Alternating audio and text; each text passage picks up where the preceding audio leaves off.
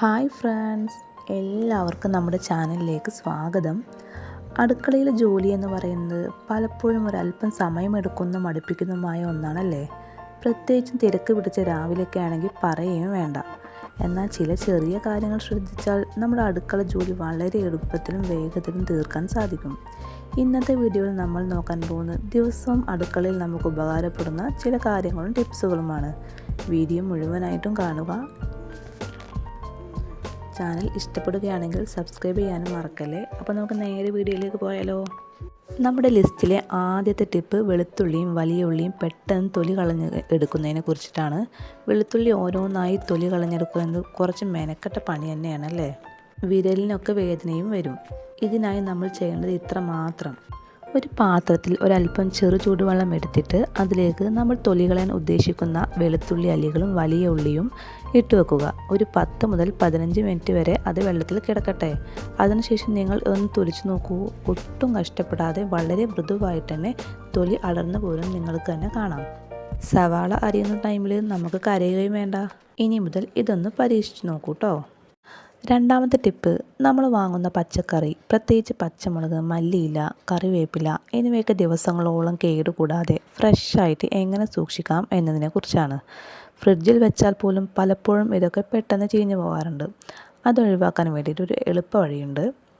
ആദ്യം തന്നെ പച്ചമുളകിൻ്റെ തണ്ട് പൂർണ്ണമായും കളയുക. പച്ചക്കറികളിൽ വെള്ളത്തിൻ്റെ നനവുണ്ടെങ്കിൽ അതൊരു കോട്ടൺ തുണി ഉപയോഗിച്ച് നന്നായിട്ട് തുടച്ചുണക്കണം. തുടർന്നൊരു പ്ലാസ്റ്റിക് അല്ലെങ്കിൽ ചില്ലിൻ്റെ എയർ ടൈറ്റ് ബോക്സ് എടുക്കുക. അതിൻ്റെ അടിഭാഗത്തും ഒരു ടിഷ്യൂ പേപ്പർ വിരിക്കുക. അതിന് മുകളിലേക്ക് പച്ചക്കറികൾ വെച്ച് കൊടുക്കാം. വീണ്ടും ഇതിന് മുകളിലായി ഒരു ടിഷ്യൂ പേപ്പർ കൂടി വെച്ച് ബോക്സ് നന്നായി അടച്ച് ഫ്രിഡ്ജിൽ വെക്കുക. ടിഷ്യൂ പേപ്പർ പച്ചക്കറികളിലെ ഈർപ്പം പൂർണ്ണമായി വലിച്ചെടുക്കുന്നതുകൊണ്ട് 2 ആഴ്ച കഴിഞ്ഞാലും ഇവ കേടുകൂടാതെ നല്ല ഫ്രഷ് ആയിട്ട് തന്നെ ഇരിക്കും. നമ്മുടെ മൂന്നാമത്തെയും അവസാനത്തെയും ടിപ്പ്, മിക്സി ജാർ എങ്ങനെ ഒരു ബുദ്ധിമുട്ടുമില്ലാതെ മിനിറ്റുകൾക്കുള്ളിൽ വൃത്തിയാക്കാം എന്നതിനെക്കുറിച്ചാണ്. മസാലയോ തേങ്ങയോ ഒക്കെ അരച്ച ശേഷം ജാറിൻ്റെ ബ്ലേഡിനടിയിലൊക്കെ അടിഞ്ഞുകൂടുന്ന അഴുക്ക് കളയാൻ വളരെ പാടാണ്. കൈ മുറിയാൻ സാധ്യതയുമുണ്ട്. അതുകൊണ്ട് ഇതൊന്ന് ട്രൈ ചെയ്ത് നോക്കൂ. മിക്സി ജാറിലേക്ക് 1/4 ഭാഗത്തോളം ചെറു ചൂടുവെള്ളം ഒഴിക്കുക.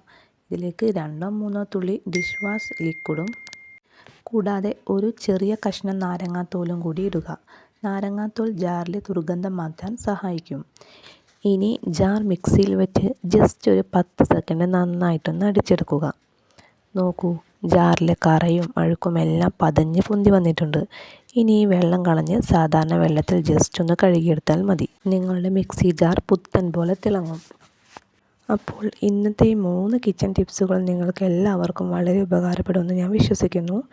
ഇതിൽ നിങ്ങൾക്ക് ഏറ്റവും ഇഷ്ടപ്പെട്ട ടിപ്പ് ഏതാണെന്ന് താഴെ കമൻറ്റ് ചെയ്യാൻ മറക്കല്ലേ. ഇതുപോലെയുള്ള കൂടുതൽ അറിവുകൾക്കായി ഈ ചാനൽ സബ്സ്ക്രൈബ് ചെയ്യാനും മറക്കല്ലേ. വീണ്ടും മറ്റൊരു ഉപകാരപ്രദമായ വീഡിയോയുമായി കാണുന്നവരെ ബായ്.